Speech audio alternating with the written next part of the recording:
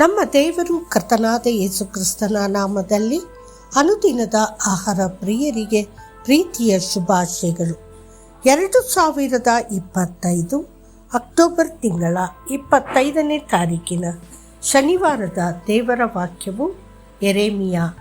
ನಾನು ನಿನ್ನನ್ನು ಗರ್ಭದಲ್ಲಿ ರೂಪಿಸುವ ಮೊದಲೇ ನಿನ್ನನ್ನು ತಿಳಿದಿದ್ದೆನು, ನೀನು ಹುಟ್ಟುವ ಮೊದಲೇ ನಿನ್ನನ್ನು ಪವಿತ್ರಗೊಳಿಸಿದ್ದೆನು, ಜನಾಂಗಗಳಿಗೆ ಪ್ರವಾದಿಯನ್ನಾಗಿ ನಿನ್ನನ್ನು ನೇಮಿಸಿದೆನು.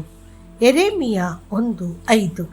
ಇಂದು ನಾವು ದೇವರ ಸೇವಕನಾದ ಯೆರೆಮೀಯನನ್ನು ಭೇಟಿಯಾಗುತ್ತೇವೆ. ಅವನನ್ನು ಸಾಮಾನ್ಯವಾಗಿ ಆಳುವ ಪ್ರವಾದಿ ಎಂದು ಕರೆಯಲಾಗುತ್ತದೆ. ಚಿಕ್ಕ ವಯಸ್ಸಿನಿಂದಲೂ ಕರ್ತನು ಯೆರೆಮೀಯನನ್ನು ತನ್ನ ಮಹಿಮೆಯ ಸೇವೆಗೆ ಕರೆದನು. ಯೆರೆಮೀಯನು ವಿವಿಧ ರೀತಿಯಲ್ಲಿ ತನ್ನನ್ನು ತಾನು ಸಮರ್ಥಿಸಿಕೊಳ್ಳಲು ಪ್ರಯತ್ನಿಸಿದನು. ಅಯ್ಯೋ ದೇವರೇ, ಈಗ ನಾನು ಮಾತನಾಡಲಾರೆ, ಯಾಕೆಂದರೆ ನಾನು ಯುವಕ.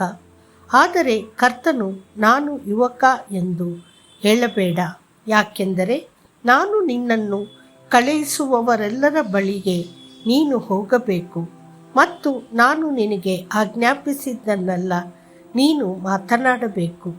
ಯೆರೆಮೀಯ 1:6-7. ಬಾಬಿಲೋನ್ಯರು ಇಸ್ರೇಲ್ ವಿರುದ್ಧ ಬಂದಾಗ ಯೆರೆಮೀಯನು ತನ್ನ ಸ್ವಂತ ಜನರಿಂದ ಬಹಳ ವಿರೋಧ ಮತ್ತು ಸಂಕಟವನ್ನು ಎದುರಿಸಿದನು. ಆದರೆ ದೇವರು ಯೆರೆಮೀಯನನ್ನು ಬಲವಾದ, ದೃಢವಾದ ಮತ್ತು ಕೋಟೆಯ ಕಂಚಿನ ಗೋಡೆಯಂತೆ ಮಾಡಿದನು.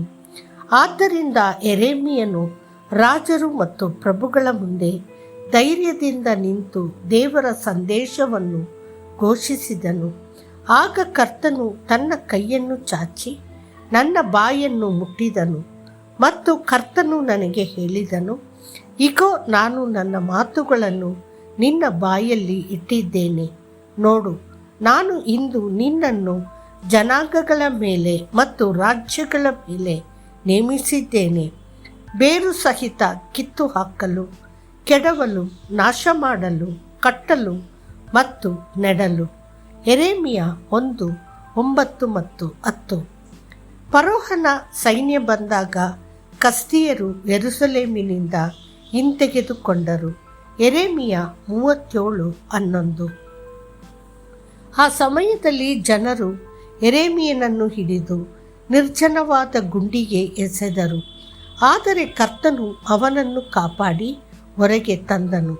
ಕೆಲವು ತಿಂಗಳುಗಳ ನಂತರ ಬಾಬಿಲೋನಿಯರು ಹಿಂತಿರುಗಿ ಯೆರೂಸಲೇಮನ್ನು ವಶಪಡಿಸಿಕೊಂಡು ನಗರವನ್ನು ಸುಟ್ಟು ಹಾಕಿದರು. ಆಗ ಯೆರೆಮೀಯನು ಪ್ರಲಾಪಗಳ ಪುಸ್ತಕದಲ್ಲಿ ಪ್ರಲಾಪಿಸಿ ತನ್ನ ದುಃಖವನ್ನು ವ್ಯಕ್ತಪಡಿಸಿದನು. ಅವನ ಕಣ್ಣೀರಿನ ಮೂಲಕ ಅವನು ಕರ್ತನನ್ನು, ದೇವರ ಜನರನ್ನು ಎಷ್ಟು ಪ್ರೀತಿಸುತ್ತಿದ್ದನು ಮತ್ತು ಅವರ ಹಿಮ್ಮೆಟ್ಟುವಿಕೆಯಿಂದ ಅವನು ಎಷ್ಟು ಬಳಲುತ್ತಿದ್ದನೆಂದು ನಾವು ನೋಡುತ್ತೇವೆ. ದೇವರ ನಿಜವಾದ ಮಕ್ಕಳು ಕರ್ತನ ಹೃದಯ ಬಡಿತವನ್ನು ತಿಳಿದುಕೊಳ್ಳುತ್ತಾರೆ ಮತ್ತು ರಾಷ್ಟ್ರಕ್ಕಾಗಿ ಮಧ್ಯಸ್ಥಿಕೆ ವಹಿಸಲು ಆತನ ಸನ್ನಿಧಿಯಲ್ಲಿ ನಿಲ್ಲುತ್ತಾರೆ. ಕರ್ತನು ನಿಮ್ಮನ್ನು ಸಹ ಅಂತಹ ಮಧ್ಯಸ್ಥಿಕೆಯ ಮನೋಭಾವದಿಂದ ತುಂಬಲಿ.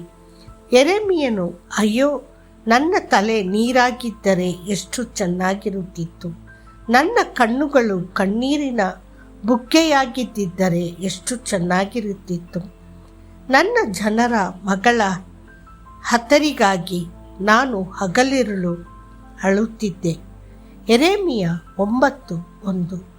ಸತ್ಯವೇದದಲ್ಲಿ ಕರ್ತನು ತನ್ನ ಪರವಾಗಿ ನಂಬಿಗಸ್ತರಾಗಿ ನಿಂತ ಅನೇಕ ಭಕ್ತರು ಮತ್ತು ಪ್ರವಾದಿಗಳನ್ನು ನಮ್ಮ ಮುಂದೆ ಇಟ್ಟಿದ್ದಾನೆ.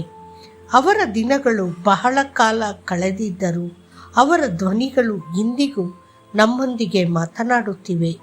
ದೇವರ ಪ್ರಿಯ ಮಕ್ಕಳೇ, ಯೆರೆಮೀಯನು ಕರ್ತನ ನೊಗವನ್ನು ಹೊತ್ತುಕೊಂಡು ತನ್ನ ಸೇವೆಯನ್ನು ಪಡೆದಂತೆಯೇ ನೀವು ಸಹ ಕರ್ತನ ಪಕ್ಕದಲ್ಲಿ ನಂಬಿಗಸ್ತ ಸೇವೆಯಲ್ಲಿ ನಿಲ್ಲುವಂತಾಗಲಿ. ಮತ್ತಷ್ಟು ಹೆಚ್ಚಿನ ಧ್ಯಾನಕ್ಕಾಗಿ ವಚನ. ಆ ದಿನಗಳಲ್ಲಿ ಯೆಹೂದವು ರಕ್ಷಿಸಲ್ಪಡುವುದು, ಯೆರೂಸಲೇಮು ಸುರಕ್ಷಿತವಾಗಿ ವಾಸಿಸುವುದು. ಅದು ಕರೆಯಲ್ಪಡುವ ಹೆಸರು ಇದೆ, ನಮ್ಮ ನೀತಿವಂತನಾದ ಕರ್ತನು. ಯೆರೆಮೀಯ 33:16. ಕರ್ತನು ನಿಮ್ಮನ್ನು ಆಶೀರ್ವದಿಸಲಿ. ಆಮೇನ್.